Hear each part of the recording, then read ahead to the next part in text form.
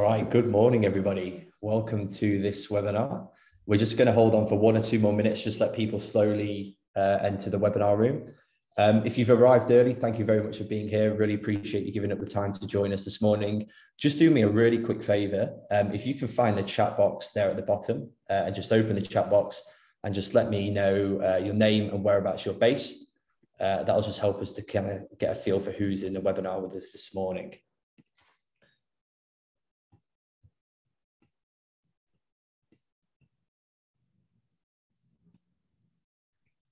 Cool. All right. Good morning to Jerry, based in Edinburgh. Thanks for joining. Morning to Rod from Cambridge. If we haven't met before, I'm Jordan. I'm from Pixie. I'm currently in London, although I'm not based here full time. I'm based in the Peak District in Derbyshire, which is where I much prefer to be, not surrounded by the city. Good morning to Michelle in Somerset, Mark in Chorley, Zach in London, and he's a Pixie convert. Welcome, Zach. Good to see you. Stephen from Hampshire. Cool. All right. Looks like there's plenty of people coming in. Thank you very much for sharing that. So this morning, I'm really excited to be hosting Reza. Reza is a practice owner himself, and he's also a mentor to accountants. He's going to share a bit more about his own background very shortly.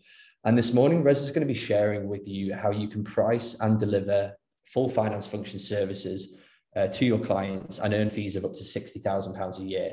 I've known Reza for some time now, and I'm really impressed by the way that he takes things that are working in his own firm and then delivers them to accountants and teaches you how you can also implement them. So everything that you're going to learn this morning has been tried, tested, battle-proofed, and proven to work in the real world. So I'm really excited by everything that Reza's got to share with you. As we're working through this webinar this morning, if you have any questions at all, please feel free to drop them into the Q&A box located at the bottom. That's just going to help us to keep track of all of the questions that are coming in and help us to answer them as we're going through the presentation. And if there's anything else that you want to kind of talk amongst yourselves or any other comments that you want to make as Reza goes through his session, please feel free to just drop that into the chat box and we can keep an eye on that there. So I think in terms of introductions, that's everything, Reza. So I'm going to hand everything over to you. Fantastic. Thank you very much, Jordan. It's great to be here. And yeah, hello to everyone who is here. Good to see some familiar names. Glad to see Zach here, Michelle here, and yeah, plenty more names, I think, in the attendees that we will be familiar faces. So let's get cracking then on this topic of mine, which is one of my favorites and something I'm very passionate about and something that I believe is a huge opportunity for us to take advantage of right here, right now. And now is the time. So the fact that you've joined means that you are intrigued about what this is. You're probably already doing it. And I really believe that you know, we are best placed to take advantage of this. And you will hear why in a short moment. So for those of you who don't know me, I'm just going to be a very quick backstory of where how I got to where I am today. So I worked at PwC. I trained at PwC from 2002, was it, to 2007. And back in January 2008, I made the decision to leave PwC and hand in my notice because I wanted to be my own boss, because I thought I could do it better. And I didn't want to wait another 7-10 years to make partner before I could have that control over my time and have the financial freedom to do what I wanted to do. So I found a small traditional firm in Hampshire to buy into. And I really wanted to be, I was quite entrepreneurial. I wanted to be successful. I wanted to show my ex-bosses and colleagues that breaking free from corporate was the right thing to do. And that I was able to build a business that gave me more time, money, and financial freedom than the Big Four ever could. About a month later, just as my notice period was ending, the credit crunch hit. We were about to enter the worst recession since the Great Depression. And I was the guy who was mortgaged to the hilt to be able to afford to buy into this small practice, but there was no going back. I had to proceed with the completion and start with trying to run this practice. But I thought, well, I've trained at PwC, #1 accounting firm in the world. It's easy. I'll be able to run this firm, no problem. So I got to work. I was hungry to make the business a success. And there was things from PwC that I'd learned that were helpful, like, systems and having electronic filing and going paperless, which enabled me to get some quick wins. But when it actually came to growing the business, I really struggled. Because although I was trained at PwC and I may have been a good accountant and tax advisor, I was a novice business owner. I had no clue how to run a business. Because when you do your accountancy training, they don't teach you how to price. They don't teach you how to sell. They don't teach you how to manage a team. So I ended up just winging it and just trying to do what I thought was best from what I had gathered from my time at PwC in terms of how I was managed and the things that I was exposed to there. But I ended up, pricing by the hour and using timesheets, trading time for money. Because when it came to pricing, that's all I knew. That's all PwC did. So it must have been the right thing to do, using timesheets, pricing by the hour, analyzing WIP and all that sort of stuff. And what ended up happening was that it wasn't enjoyable. We just weren't making enough money. And for 5 years, I struggled to make as much money as I did when I was a manager at PwC. I couldn't afford to pay for good staff. The staff turnover was really high. When it came to grow my practice and win new clients, I tried everything from paid ads to telemarketing to networking to mail shots. And we did win a few clients, but I found that actually when they came to us on price, and then a few years later, they left us on price. I used to turn up to clients' premises back in the day and have a good meeting, look at their accounts, and then go away and prepare a proposal. And the proposal would be around about what they were already paying after having a look at the accountant's fees on those accounts. And I would win and I'd be really happy. But then lo and behold, a couple of years later, the same clients would leave because somebody else had approached them and pitched their prices at just less than what they were paying us. So, but I didn't understand that there were price shoppers at the time, and I'd done nothing to communicate my value. In fact, I'd done a disservice by pricing low to win the work. Meanwhile, at this time, things at home were equally crazy. We had 4 kids in the space of 5 years. Our youngest was born in January 2014. We'd always dreamt of having a big family and being able to work around them and having the time and financial freedom to take off the holidays and see the world with them. But the reality was very different. I was working crazy hours and not earning enough. My wife was at home raising the kids single-handedly, and it was exhausting for her. And even when I was home, I wasn't present because my mind was always on work. I was overworked, working crazy hours. Something really had to change.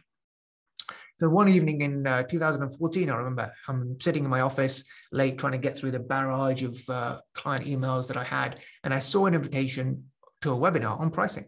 I needed help, and I was willing to try anything. So I thought, well, things can't get any worse.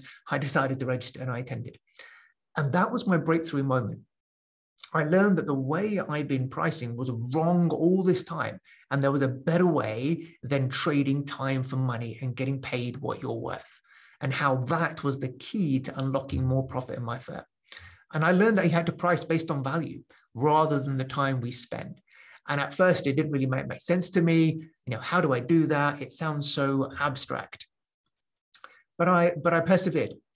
And although initially I was worried that I'd lose clients if I tried to raise my prices, it was hard enough getting them to pay the fees that I was already charging, which wasn't very high at all. And I was worried that how would I be able to cover my costs if I didn't know that my prices were based on time spent? So how could I be sure that my employees' costs were being covered? But the things that I was doing weren't working. So I wanted to try something new, but these thoughts and worries did hold me back. And I knew also at the back of my mind that if it didn't work, we'd lose money and we'd lose clients and I'd have to lay off my team. And worst case scenario would be that I'd have to close the practice down and go back to getting a day job to pay the bills, which was something I really dreaded. But it was always at the back of my mind. And the shame would have been the worst thing, having to go back to either my old workplace or my ex-colleagues hearing and seeing that I was a failure and that they were right to stay where they were. And I was I was wrong for having to leave and trying to think I could do it on my own. So that was always at the back of my mind that if it didn't work, then we'd have to close the practice and the worst case scenario would present itself. But that initial webinar really was the spark for me. And I joined a mentoring program that was being run from a chap called Mark Wickersham. You probably know him. And he introduced me to value pricing at the time, which is quite novel. We're going back sort of 7 years now. And it completely shattered everything I knew and that I was doing when it came to pricing. But there was something in it that made me want to try and experiment. You know, he was an ex-practice owner himself. He'd gone through the journey and tried and tested this and got results. So if it worked for him, why couldn't it work for me? And even though it wasn't how the big firms did it and how the rest of the professions were doing it, it clearly was working. So I tried and tested some of the things I was learning about pricing and started to get results. And that made me more confident to keep experimenting and trying to price based upon value rather than time spent. And I realized that you don't have to trade time for money, and that pricing was really the key to unlocking the profit in my firm. And that pricing is not a science, but it's an art. It's all about the customer and what they value. And I realized that I could make just a few small changes to my prices that would immediately flow through to my bottom line, give me more profit to put towards other areas of my practice like systems, software, and invest in my team to allow me to free my time to develop the practice, work on the business as the business owner rather than as the technician, which I was doing. And I realized that if I understood and was able to get higher prices, then that would ultimately be the fastest way to transform my results and ultimately my life. So having gone on this journey and made those changes and persevered with value pricing, within 24 months of consistently applying this stuff about pricing and getting results, I went from struggling, frustrated, and chasing clients for fees of £500 to £1,000 to winning a one-off fee of £66,000 and doubling our turnover whilst quadrupling profits. 2 years later, we broke that record by winning a fee of £135,000, paid in advance, and taking our firm to revenue of just under £1 million with just 7 people, and with me, best of all, working less than 10 hours per week. Hi, I'm Reza. Thanks for Jordan. I know you've introduced me already, but I've gone on a journey over the last 13 years where I thought I knew it all, but I knew nothing. And I've gone on a journey from learning from some of the top mentors and experts out there, from professionals, not just within our profession, but outside of the profession in terms of marketing and sales and managing teams. And I've applied all of that learning and knowledge into the practice. I've made mistakes, but I've learned from them and got to a model now which works, which allows me to have a practice which runs without me and gives me the time, money, and financial freedom that I wanted when I first set up the practice. So I work less than 10 hours a week in the practice now, and I run a mentoring and coaching program helping other accountants to do the same.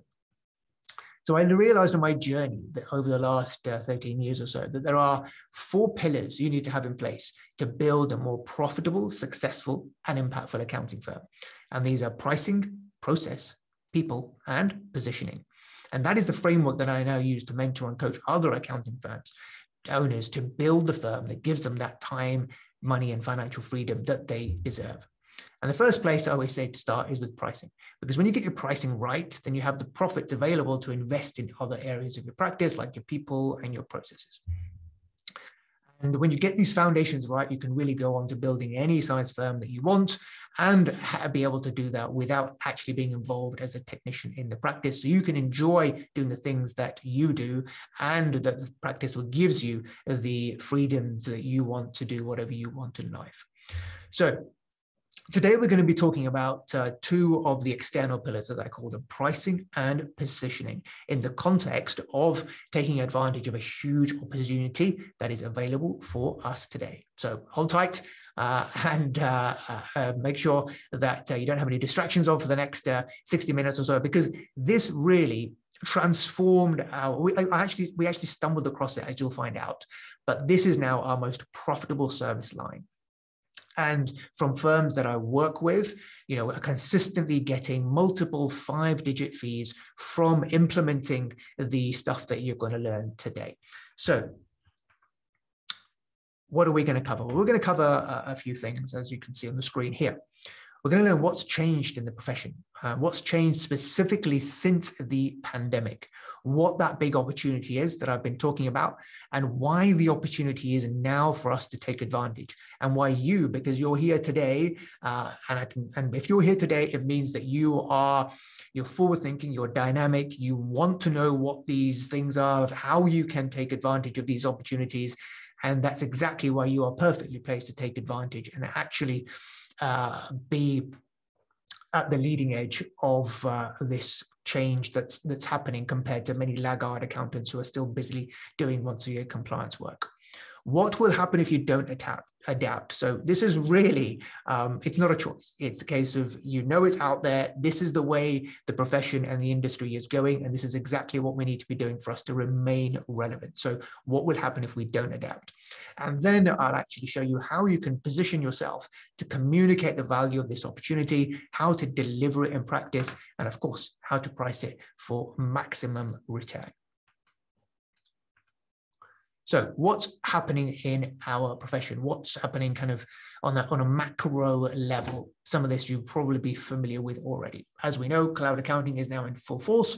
It's revolutionized our profession over the last 10 years or so. Ftd, etc., had made it mandatory. So this is no longer a choice. Cloud accounting has pretty much taken over desktop accounting, which means that we are much more integrated with our clients. We have access to real-time information, all the lovely things that cloud accounting brings. But it's not just being able to do things faster. There is a fundamental shift in what we are able to do now and the role we can play with small businesses as a result of the cloud accounting revolution taking place. There's a younger entrepreneurial demographic now. These are people who are not averse to using technology. They've grown up with technology, and that is only going to continue. Those few clients that you have who are still dropping you off paper records, those will fall by the wayside before long. And you need to position yourself to attract this younger entrepreneurial demographic that is rising, as we have seen over the pandemic. So what has the pandemic specifically changed? Now, there is something profound that's gone on here, and it's worth taking a moment to really understand, because it has a monumental impact in the way that we can grow our firms. So what's happened is that we've obviously seen the Zoom revolution, how clients are much more comfortable with having a Zoom conversation with you now. Whereas previously, Zoom was only something that the big corporates did. Now everybody is familiar with Zoom. In fact, it's even become a verb. Even your aunt and your grandma has probably had a Zoom conversation over the last 18 months. So clients are more comfortable with it. So what does that mean for us? It means that physical location is now less important than it ever has been.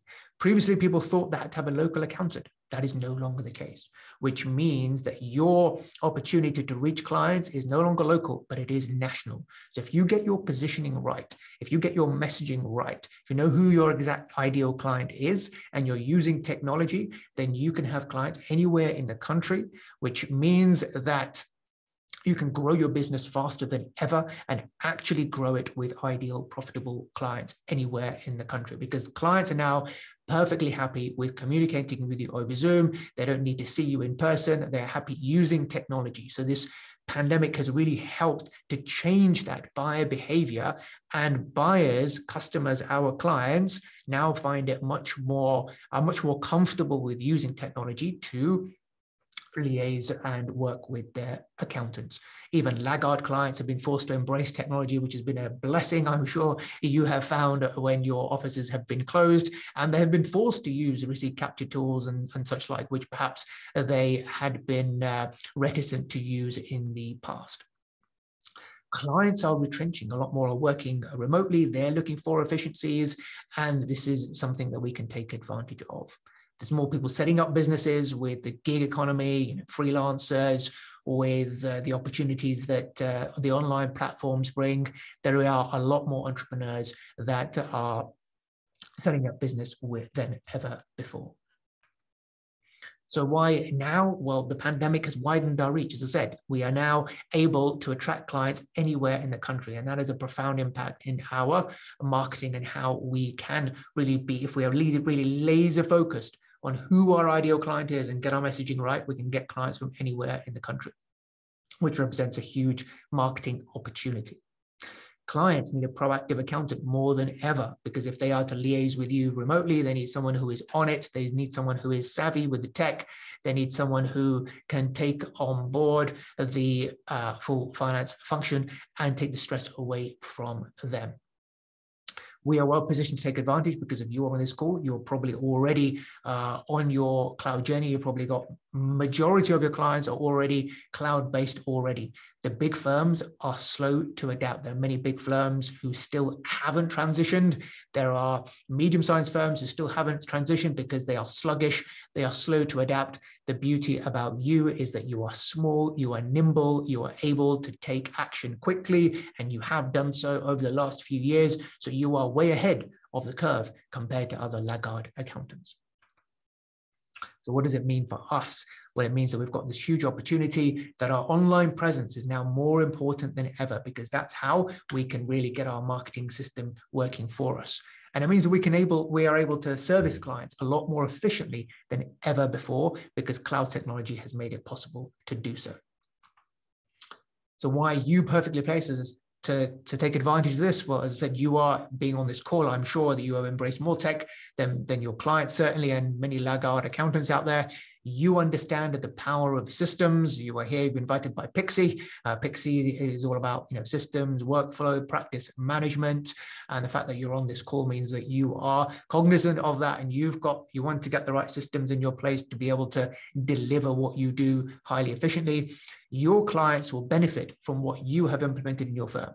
The fact that you have undergone through so much change. We have undergone through a lot of the change over the last 10 years, which has made us better business owners, because we've had to focus on our systems and our processes and our pricing and our positioning, and all that value that you have as a business owner, you can relay to your clients and add value to them, because no doubt you want to increase the amount of value that you deliver. But I thought they said compliance is dying. Rubbish. Absolutely not. Compliance is not dying. It is thriving. It is the foundation of everything we do. It is our bread and butter. We should be grateful for compliance, for doing the bookkeeping, doing the VAT, because that is the gateway to advisory. And even doing the year end is important, because that is the thing that brings clients to us, and then we can upsell them with everything else. Without accurate numbers, we can't do advisory. If we leave it to the client to give us the numbers, we know that they're never going to be accurate, they're never going to be timely. We need to be in control of that, because when we are in control of the numbers, that's the springboard to actually providing those high advisory services that bring the cream of profit to us. The closer we are to the numbers, the quicker we are to intervene, to spot opportunities, to do advisory like tax planning or cash flow support, or even just to simply help our clients understand the numbers better, how to credit control, payment methods. This is all advisory as well.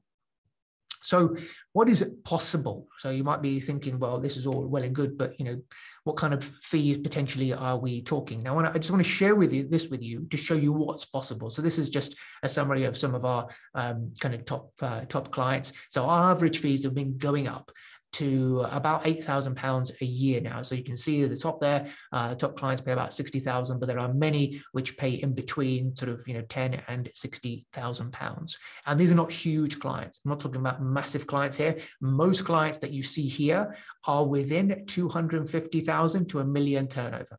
There's only probably the top one is around, they have turnover of about maybe 3 million. The other two probably between 1 and 3 million. But the rest are all less than £1 million. So this is absolutely within your ballpark. You no doubt have clients similar to ours in this range. So you can absolutely command this level of fees if you position and price the offering in the correct manner, as we will go through towards the rest of this session. In the pandemic, we've had one of our best years ever, bringing on board over £150,000 of new fees in less than 12 months. So this shift really is and you haven't missed the boat. Don't think that, oh, the pandemic is nearly ended. We're still in the pandemic. This cultural, societal shift is only going to continue. So this is the time now where you want to be taking advantage, where you want to be thinking about your positioning and your offering and seeing how you can get in front of those type of clients to help you scale your firm next year and beyond. Because if we don't transition and adapt, what's going to happen? Well, once your accounting is dying in the sense that it's going to become highly commoditized. The way tech has revolutionized everything that it has done over the years, the same thing will happen to year-end accounts. It will be very easy for us to do it. There will be providers out there that will start to offer year-end services for next to nothing. It will become a commodity. So we need to make sure we are differentiated enough, we are integrated with the client enough that we are not seen as a commodity, because if we are only doing once a year accounting, that's what we will be seen as, and that is only going to be a race to the bottom. It is low value in a client's eyes, as you know, because reporting on history is absolutely pointless. Clients only do it because they have to, because they are required to do so by Companies House and HMRC. So we need to get in there. We need to be providing more. We need to be integrated with the client to be providing more than just the year-end work. And if we don't, we will earn less because there will be a race to the bottom on prices, or we will lose clients to forward-thinking accountants like those on this call. So don't be a dinosaur, because clients are demanding more than ever, and they deserve more. Small businesses deserve more, and I'll show you how we can position ourselves to provide the value that we were trained to do as accountants. We weren't trained just to do year-end accounts. We worked our socks off to do those case studies and the exams and look at business issues and how to grow. And we've done that ourselves in our own business. So we can add a lot of value to our clients, much more than just doing the year-end. And as a result, we can take a share of that additional value that we create and earn more as a result. So how do we get there? How do we get there to take advantage of this big opportunity? Well, let's take a look at the way it was. So take a trip down memory lane. This is the way it used to be in terms of the role of a typical accountant. So if we went back, say 15, 10, maybe even 10 years, and even there are some clients that you probably deal with where you just do the year-end work, but the desktop software has kind of fallen away. So what used to happen was the accountant, the client would own the data. They would have their data on the desktop. They would do their bookkeeping. They maybe have an in-house finance person, or they'd have a bookkeeper that came in to maintain the records. The client owned the numbers. We would get past those numbers at year end, and we then magically turn those into a set of accounts and submit them. In terms of the value there, it was fairly limited. There was a disconnect between accountant and client. Client found that the accountant there's a bit of distance there in terms, and also this feeling of, oh, I can't ask my accountant, or I'm scared to ask my accountant because they're not really relatable. They make me feel like rubbish if I ask them a question. I can't ask them silly questions because it's kind of a once a year thing. It's very formal. It's all based upon that once a year end process. So there was a disconnection there between accountant and client.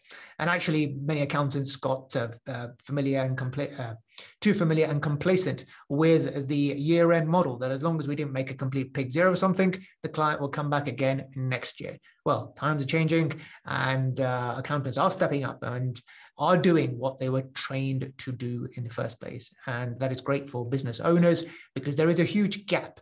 There is a gap for these small businesses of between, say, 500,000 to 5 million turnover, where they absolutely need financial input from the right type of advisors. The financial acumen can make a huge difference to their survival in terms of their success. They're desperate for their financial input for their own growth. They need some access to the skills of an FC or an FD, but they simply can't afford it.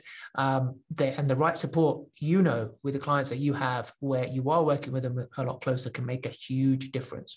So what do they end up doing? They end up just making do with unfit for purpose financial staff. Perhaps they get a bookkeeper and expect the bookkeeper to be able to advise them on how to grow and what they need to do in terms of management reports and how to access finance. They try and make do, but it isn't really the right skill set for what they need.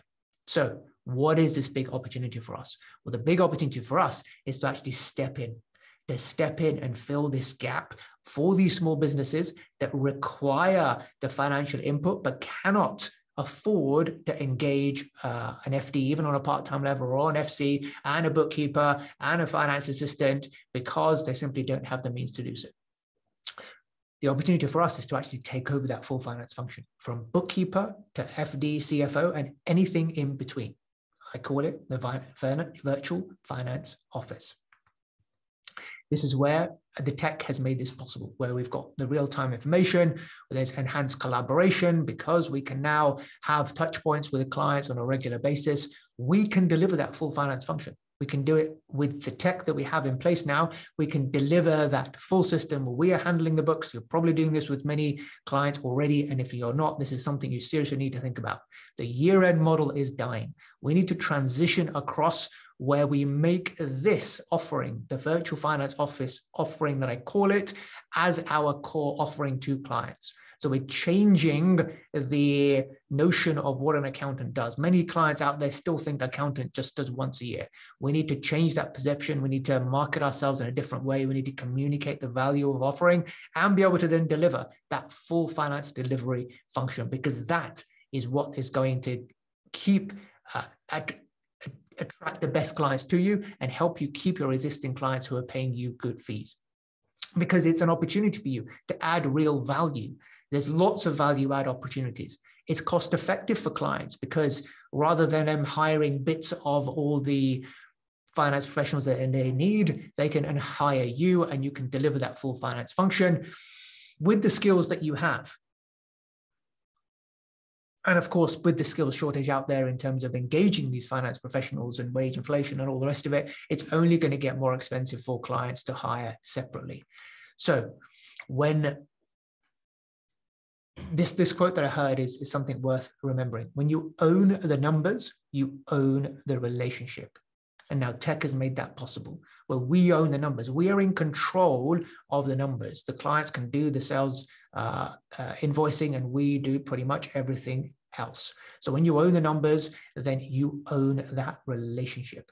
The fact that we can do this now from bookkeeper to CFO and everything in between means we are in a prime position to take advantage of this opportunity and add real value. Because you see, you want to be at the top of that financial food chain. You want to be at the top where the client is liaising with you, and they may have in-house, maybe bookkeeper or administrator to assist with that. But where you don't want to do is be lower. You don't want to be anywhere under any higher finance person that the client might have. I know from experience that, when you are working underneath an FD, the FD will always find a way to exert their authority and to show the client that they are doing something. They need to show their value. So what ends up happening is that they're always kicking you to reduce your fees, or they go out and do a tender and take the bookkeeping and the year-end accounts work elsewhere. So ideally, where you want to be is you want to be at the top of that financial food chain. So where do we find these clients then? Well, firstly, you want to keep a lookout for opportunities from your existing clients with in-house finance staff. That's certainly how I stumbled across this, probably about 6 or 7 years ago now, when one of our clients said that their in-house finance manager was leaving. Back then, we were only just introducing Xero. So I knew we could deliver it. I didn't know exactly how, but I knew we could, and we would figure it out. And so we offered to take on everything that this finance manager was doing, apart from raising sales invoices and credit control. And I was just experimenting with value pricing at the time. And he asked me, well, how much would it cost? And I knew that they were paying the finance manager over £30,000 a year. So when they asked, and I said, well, we can do it for $20,000. And they agreed. Why wouldn't they? It's win-win for them. We are it's highly cost-effective for them. It was highly profitable for us once we got the system in place and started to deliver it using cloud technology. So they are happy, and we are happy too. Most business owners, they don't want the hassle of doing the bookkeeping. Business owners, creative people, ideas people, they don't get into business to handle the bureaucracy of the back office. They don't want to be doing the bookkeeping. They don't want to have to worry about people or manage people who are doing it. So this represents a big opportunity for us to be able to go out and find those clients where we can take that stress away, take the pain away of managing their finances, because it is painful for clients, for business owners who are not versed in financial affairs to get involved on the bookkeeping and account side. So this model is a graph, a chart that I've put together in terms of where you want to be. You want to become more integrated and increase reliance upon you. So you kind of want to be in that top right quadrant there, where you've got a high degree of integration and a high degree of reliance. So the two axes there are integration and reliance. The more integrated you are with the client, the closer that client relationship is, and the harder it is for a client to break away, the harder it is for someone else to come in, because they are so deeply integrated with you that the cost of change would be enormous.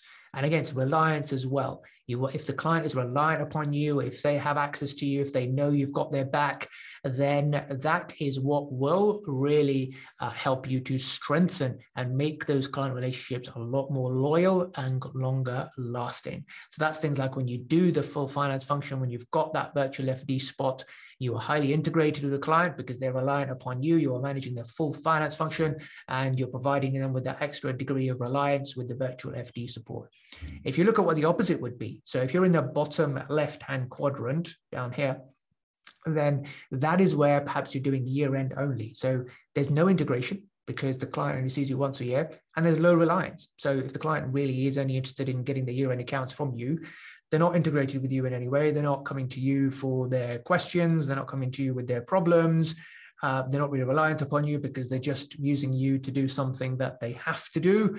Then there's not much integration. There's not much reliance. And that is where you are exposed to other parties that may come in to provide the extra level of support that that client needs, which means that you will lose that relationship or you will face increasing price pressure where you are doing year-end only.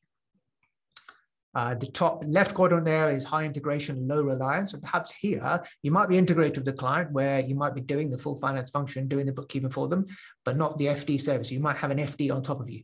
So again, you want that's slightly exposed compared to the top right quadrant where you might be integrated, but they're not really reliant upon you because they're going to somebody else for that high level strategic input. So again, that puts you at risk. So really, we want to be in that top right quadrant. The bottom right is low integration but high reliance. So perhaps the client's got the bookkeeping and the full finance function set up, but they're reliant upon you to provide them with that high level strategic input, which is also fine. And we have a couple of clients where we do that, where they've got their own in-house bookkeeper, but we are still at the top of the financial food chain because we provide that virtual FD service.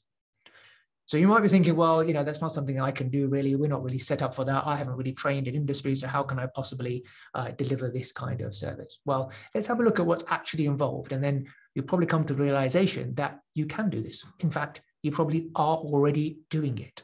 So what's involved in a finance function? And this is from a couple of sites in terms of what a finance function is. It's all about simply put, as you can see here, bank balance accounting, you're doing that. Bookkeeping, you can do that. Reporting and systems, management accounts, you do that. Operational finance, modeling, performance targets, KPIs, you can do that. Strategic advisory, that's capital raising, pricing, product strategy, you can do that. Tax compliance, you can absolutely do that. So if you can see here in terms of what's involved in managing a full finance function, you can do absolutely everything on that list. So what do we mean by it? If you're a user of GoProposal, you probably notice where this image comes from. It's an apps map. But again, we need to get better at communicating the value of this offering, which we will get onto. But essentially, when we break it down to a client, then the client realizes, oh, it's not just bookkeeping. It's actually, there is a lot more to it. It's a whole accounting system that we are managing for them. So what do we mean by the full finance function? Well, we mean all the different elements that make up a finance function, like accounts payable, accounts receivable, invoices and receipts, financial reporting, project management, compliance, e-commerce, working capital. There are so many individual elements of a full finance function for it to be running smoothly and efficiently and working for the client. It's not just bookkeeping. And it's not just for bigger clients either. Even smaller clients don't want to do bookkeeping. So the more value and touch points, that you end up providing more value and touch points if you do it. Because people want the peace of mind. They just want someone else to take care of it. And you want to find those clients that are happy to pay a professional to just do the lot. The gig economy is growing. And when I say it's not just for bigger clients, we set up a new brand early this year for content creators and influencers. You know, the guys who make their money off Instagram and YouTube, etc. And we manage the full finance function for them. And average fees for these guys, these are individuals, is over £10,000. Because they don't want the hassle of doing the work. They don't want the hassle of having to worry about the bookkeeping and VAT or anything like that. Their time is better spent taking selfies of themselves, working out in the gym and sunning themselves on a beach somewhere. They want someone else to take on board that headache. So this is all well and good. You're thinking, this is great. I want to be doing this. But how do I do it? I'm doing bookkeeping already, but I'm not getting those level of fees. So how on earth do I transition from the low level fees I'm getting for bookkeeping to actually getting the kind of fees that I've talked about that you could be earning, that you should be earning for actually delivering this huge amount of value to clients by providing them with that comfort and the peace of mind to manage their full finance function. So how do we communicate the value of this to clients? Well, for a start, stop calling it bookkeeping. It's not just bookkeeping. Bookkeeping is seen as a low value, but actually it's not low value. It's the foundation of everything we do. If the bookkeeping is shoddy, then there can't be any advisory. There's no management reporting. There's no forecasting. There's no accurate decisions that can be made. So for a start, let's reframe bookkeeping. Don't talk about it as bookkeeping, call it something else, because you are not just doing the bookkeeping, you're implementing an accounting system. Use terms like I have, like virtual finance office or your finance function or real-time accounting system. And don't assume that the client knows what you do, because most clients are unaware. They're unaware of what you actually do. So that's why, communicating the value of what we do, taking them through the different elements of the finance function, as we saw on the other page, our job is to educate and enlighten and actually communicate more the value of what we do without using jargon. So we don't want to use jargon about, the intricacies of accounts receivable and accounts payable, but, use examples like it's like having your own finance team. So, when a business typically gets to your size, they need the input of a financial director and a financial controller and a bookkeeper, but they can't afford to hire all those in-house or even on a part-time basis. And what we offer is that full service on a much more cost-effective basis, where you get access to someone to not just take care of your books and make sure everything is in order, to give you the information that you need on a real-time basis to make better business decisions, but we're here as well to help you strategically towards your goals, to help you with getting the investment that you require, to help you to set up those systems so that you're getting cash in faster, to manage your cash flow, to see where you're making profit, where you're making losses. We can do all those things. It's like having your own finance team. Again, to communicate your value, portray the pitfalls of not having something like our solution in place. So although, the adverts on the TV will say that get zero in QuickBooks and everything is magically done for you, software has made things easy, but it doesn't make you an accountant. Just like giving someone a pencil doesn't make them an architect. Sheer horror stories of having, I'm sure you've come across clients that you've taken over where their accounts have been in a complete mess and they've suffered penalties and investigations and cash flow issues as a result. Use a brochure. Now, this is something very powerful. I was introduced to the concept of, so we're talking about communicating value here, right, to a client. How do we get clients to pay multiple 5-digit fees for essentially managing their finance function, doing all the bookkeeping for them? Well, I was first introduced to the concept of using a brochure to communicate value from Mark Wickham. He introduced me to the power of context, that the way something is presented to us, the way it is packaged, impacts our willingness to pay a higher price for it. So hearing this, I went away and I created a brochure for our virtual finance office offering. And since then have had consistent successes and increased the fees that we've been able to charge by over 50% simply by having a brochure, by having an aid memoir, to be able to talk clients through it, to communicate the value of it to clients. And when you do this, it increases the perceived value of your offering. It makes the product real and substantial. It's not just bookkeeping. You can have something that you can use in a conversation with a client to take them through exactly how it involves implementing an entire accounting system. After all, one of the P's, one of the 4 P's of marketing is packaging. The better something is packaged, the higher perceived value it has, and people are willing to pay more for it. And this also helps you to have that sales conversation with the client in real time and show them exactly what is involved and what they get. And if you think this is marketing nonsense, then think again. Why is it that we happily spend more for the same product depending on where it is sold? So take a bottle of Coke.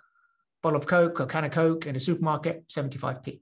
If you went to a cafe, you'd happily pay double for that same can of Coke.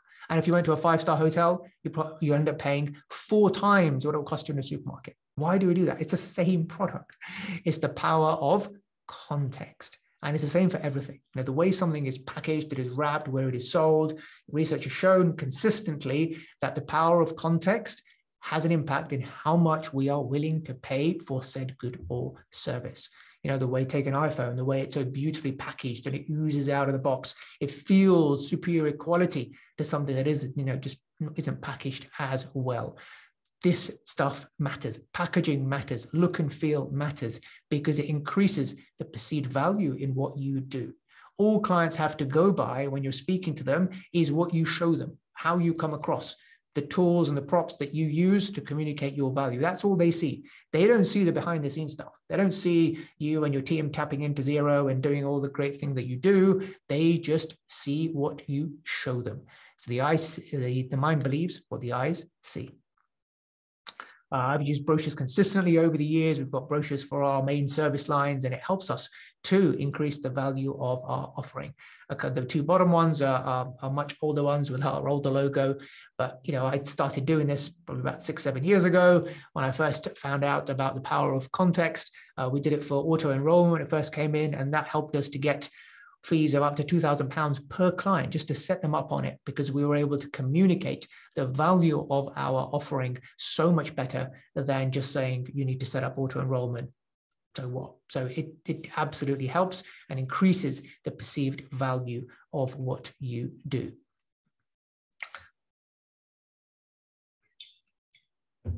So the virtual finance office, this is the one that I've been using consistently.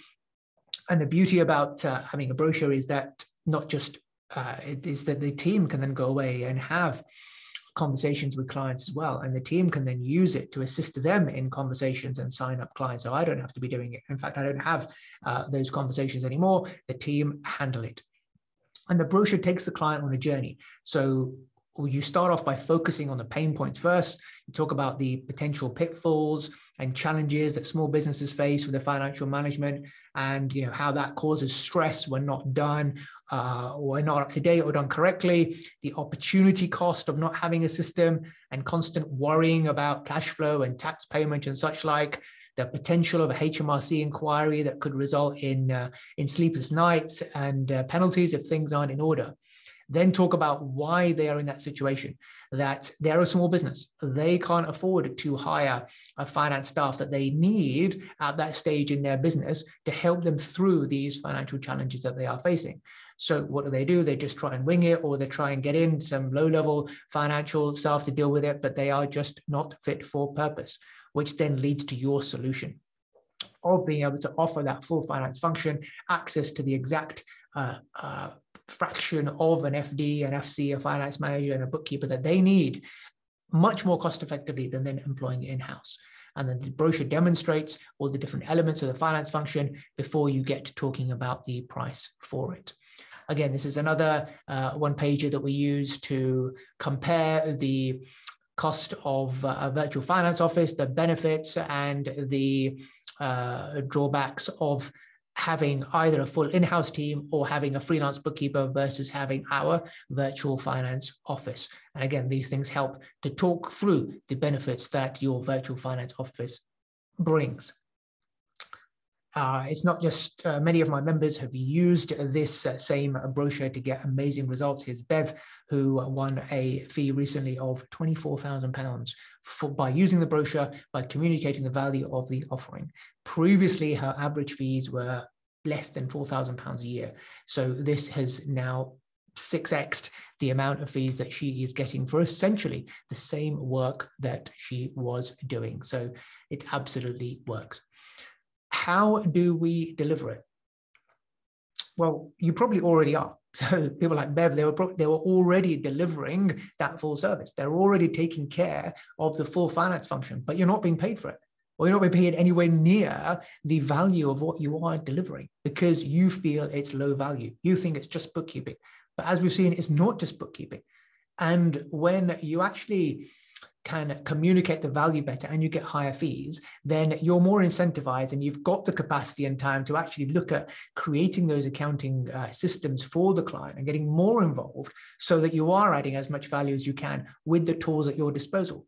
The problem with us at the moment is that we have too many clients, so we're spread too thinly. So we never get around to implementing all the lovely apps that we could and get their accounting systems flowing smoothly so they're getting all the reports that they need because we're way too busy. We've got too many clients, and the reason we've got too many clients, we don't charge enough. That is the cause of most deals and accounting firms, that we simply don't charge enough for what we do for the value that we create. In terms of delivering it, it's fairly straightforward. You're probably doing it already in terms of daily, weekly, and monthly bookkeeping, being the norm, being on top of things. And the more touch points you have, the better, because you're using this service to build stronger relationships not just from you and your client, but also with your team. So this is something your juniors can do a lot of. They can do a lot of the grunt work. They can deliver most of the work. They can do the bookkeeping. They can be in touch with the client for getting the information they need. So essentially, you can deliver this service very, very profitably.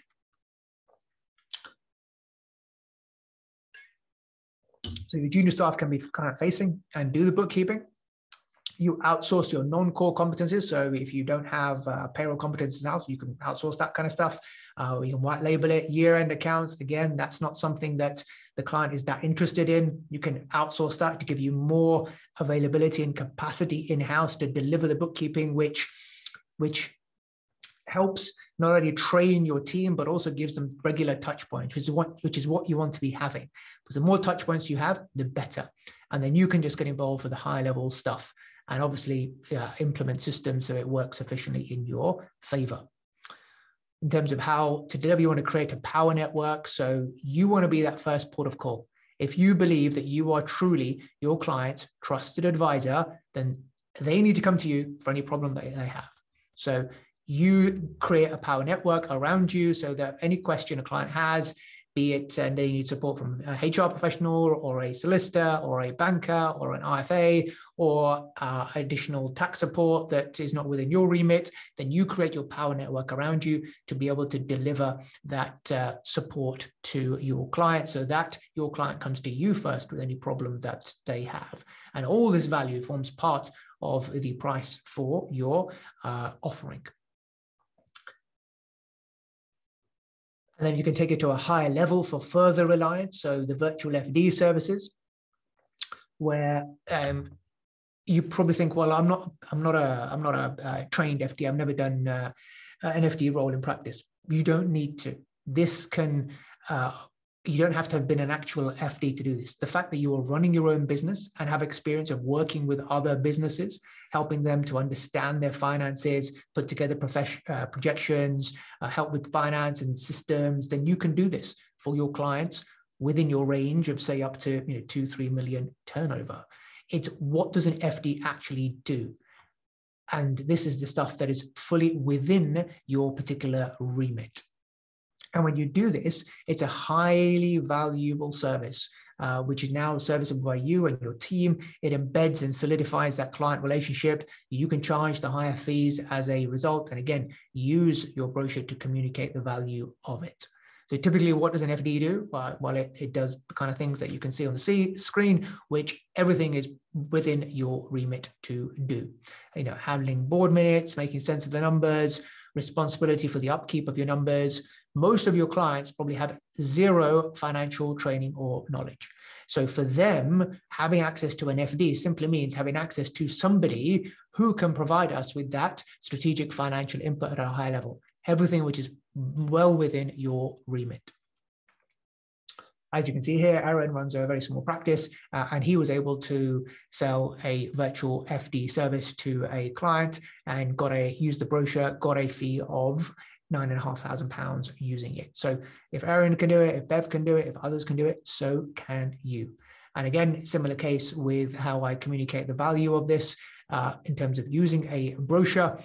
And this is where I use the separate one when I know they could benefit from having an FD input. So perhaps with the VFO brochure, it also includes access to a VFD. You can tailor it accordingly. But if you have some clients who perhaps already have a finance manager or a bookkeeper in-house, and they just want you to provide that extra FD type input, so the high growth companies perhaps, then you can use this and position this particular service as high value and high price, of course. So we have several Kickstarter companies that have this service from us. Usually these are people with great ideas. They're not massive in terms of turnover, but they've got investment, which means that they need to report back to their shareholders, their investors. They need to produce forecasts and projections. And these are great people, really creative minds, but they have zero financial know-how or knowledge, which means the value that we can bring is huge. Being able to introduce them to the right people, to take the stress away of dealing with the finances, helping them with their reporting packs for investors, projections for obtaining finance. This is all highly valuable stuff for them. So I go through the same process when creating the brochure. Firstly, you identify the challenges they would be facing, which are typical across businesses of their size, so they can relate. You then show them how they absolutely need financial input to be able to overcome those financial challenges. Then you advise them, well, typically in your situation, this is what you would do to go out and hire a finance team to help you with those challenges. But this is the cost of hiring a full finance team, which is way beyond their reach. And then you introduce your VFD offering, which of course is a lot more cost effective, outline the benefits, and then show the options of how they can buy. So we've talked about how to deliver it. How do we price it? How do we for time? I think we are okay. Right, so in terms of how to price it, pricing, remember, is made up of two things: scope and preferences. You want to scope something out to ensure that you can then grow as the client grows. So as perhaps transactions, turnover, services, complexity rises, then you can change your price accordingly. And you want to have preferences in your model as well. So how does a client want to work with you? How often do they want the bookkeeping done? What day-to-day contact do they want to have? How fast do they want things to them? What access do they want? Do they want access to a partner? Are they happy with access to a manager or a junior? All these things should affect the price that you put together for your client. For the VFD service, you can use 3 options depending on what stage of the life cycle the business is at. So we have like a growth FD, a Reliance FD, and a Comfort FD. All this is explained in the brochure. So for those fast growth companies, they would go for the growth one. We would explain to them that's where they would fall. The Reliance FD is for those ones that probably want to consolidate, or they need reliance from you in terms of managing their existing finance team or having a sounding board for their in-house bookkeeper, and for them to seek additional strategic input from you. And Comfort is then the base level FD service. So remember to price the value. The value lies in not the time spent, but the access to you. The fact that they can call you when they need to with a problem, and they know that you'll be there to help them with whatever they need. It's all about, and again, giving them the data to make better business decisions. And don't focus on making a profit on every transaction, because you won't. You want to think lifetime value. And we could do a separate 90-minute session just on pricing, but suffice to say that there will be peaks and troughs. but it would average itself out across your portfolio. So always think lifetime value. You think you know my views on timesheets because it completely ignores the concept of lifetime value. You don't want to put your clients off from calling you. You want to make sure that you are the first port of call if you truly believe you are the trusted advisor. So there will be times when they are in need, when they've got a particular problem, where they really need finance, for example, and you need to help them through that particular stage. But then once that's done, then things will quieten down and you might not hear from them again for 6 or 7 months, apart from just the routine stuff. Things will average itself out. So as long as you have priced it right in terms of communicated the value and got a good fee at the outset, and therefore they're allowing them to call you at whichever time, and you will have the capacity available because you have charged high enough. You can keep that capacity available to be able to service clients when they need you at whatever point in time. Because remember, it's not what we sell. Remember what we sell. It's not time. It's not even services. It's the results. It's the outcomes. It's the solutions to problems that we are selling. So in other words, clients are buying into a relationship with us. So price the value of that relationship, that access to you, that peace of mind, that stress you are taking away. So in terms of how much should you charge? Well, ask yourself, what do you deserve to be paid if you could do everything in your power to help your client succeed? And if you were to allow for them to call you at whatever time, what does that price need to be? Because that is what they want. That is what clients want. And that is what we owe them, that we need to be there and at their time of need. So that being the case, what do you need to be paid in order to be able to deliver that particular service? People are clueless about price. We have no idea about a price, which is why people look for comparisons in order to determine whether a price is reasonable or not. Things like, so when we are talking about our prices, that's why we talk about the cost of hiring in-house, because we are providing with a comparison. When you give 3 options, you are already giving them comparisons to compare with, because a price on its own without any context is meaningless. And people are always looking for comparisons to determine whether that price is reasonable or not. So talking about the cost of getting it wrong, how much, what could be the impact of getting it wrong, of not having their affairs in order, of getting a VAT inspection, of having to pay penalties, the cost of all that. Put in those references, throw in those monetary amounts. That will help to communicate the value of your offering a lot better. How much do they want to grow by? How much they want to add onto their top line? How much of a profit do they want to make? They want to grow by 10% this year, which might be £500,000, £1 million. So if you're coming as an FD and you're charging 40 grand, 50 grand a year, in the context of where they want to get to, it's small change. How much time can you save? If the business owner is currently engrossed in having to manage the finance function themselves, will they get the weekends back? How much is that worth? What could they do with that time? How much stress can you take away? That's absolutely priceless. So in terms of the delivery of it, managing the full finance function with essentially the apps map, you saw that. This is just an alternative representation of that in terms of all the different things that you could get involved with, which you're probably doing already. And the next stage would be to go beyond finance. So the way I see this going is that I believe that we are best placed to help clients, not just with their account side of things, but the whole back office. Because we have been exposed and we're quite fortunate that we've had to do this when we've transitioned. And compared to other professions, we are way ahead when it comes to adoption of technology, not just on the accounting front, but on a wider practice front. So all the other tools and apps that we have, all the software that we have that supports us in delivering the service to our clients. So the fact that we are familiar with tools like Zapier and the internal communications we use with our team, like Slack, and how we use to manage projects in terms of the practice management software we use, and other things like Trello and Asana and Notion.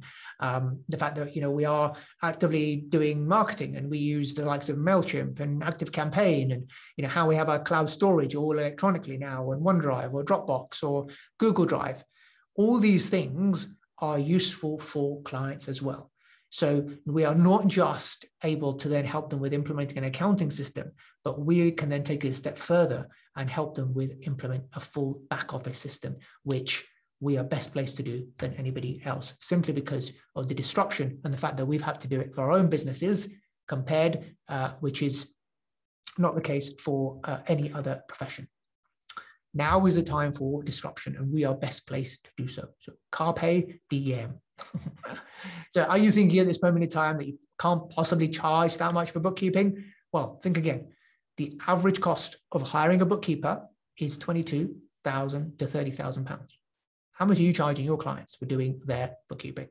What is the cost of having their books in a mess? And remember, clients hate paying by the hour. So if you're still billing by the hour and saying you're £25 an hour, £30 an hour, clients hate it. And you will get a much better result when you fix the fees and you actually look at the scope and you talk about the value and talk about the implementation of an accounting system. When you do it in the right way, then you can absolutely get much higher fees than you're getting at the moment for doing the bookkeeping. And remember, reframe bookkeeping. Don't just call it bookkeeping.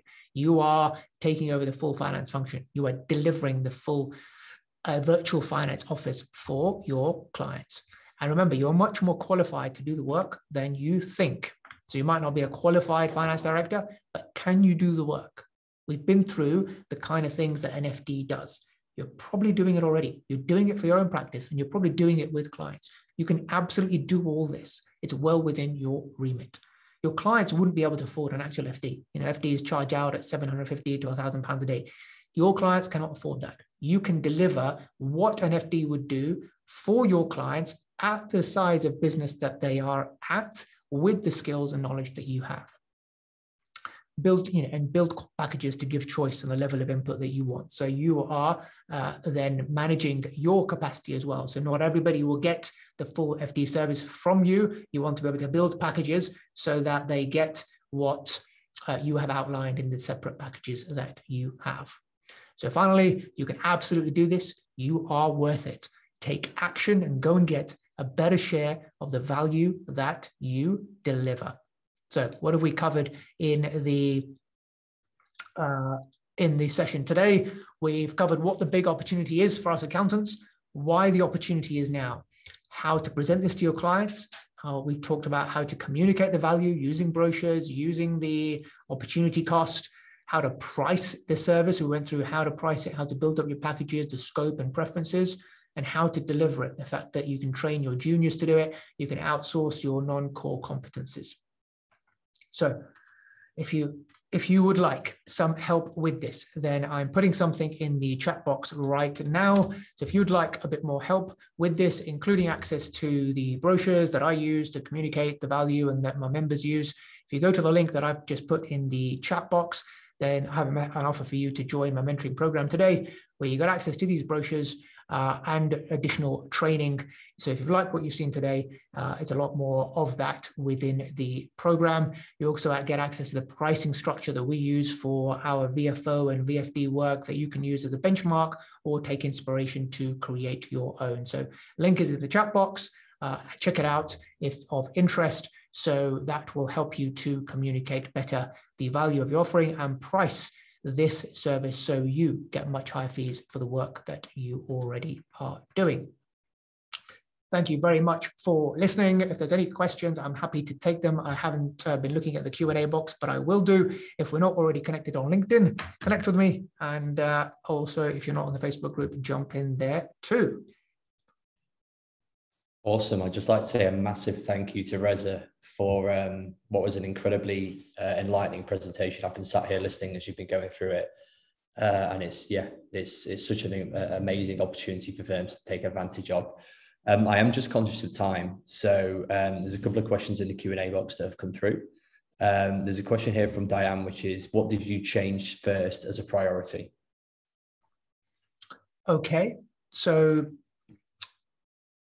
change first. Okay, so I presume you mean, how did we change initially from perhaps just doing year-end only to transition towards actually providing this full finance function for clients? So in terms of what we changed first, well, I guess back in the day when I first started this, cloud accounting was only just about coming into the fall, and we were, most of our clients were on, say, Sage Desktop. So when we first kind of saw this happening, for the clients that we did do bookkeeping for, the ones that we perhaps did it in-house, we transitioned them all across onto cloud software.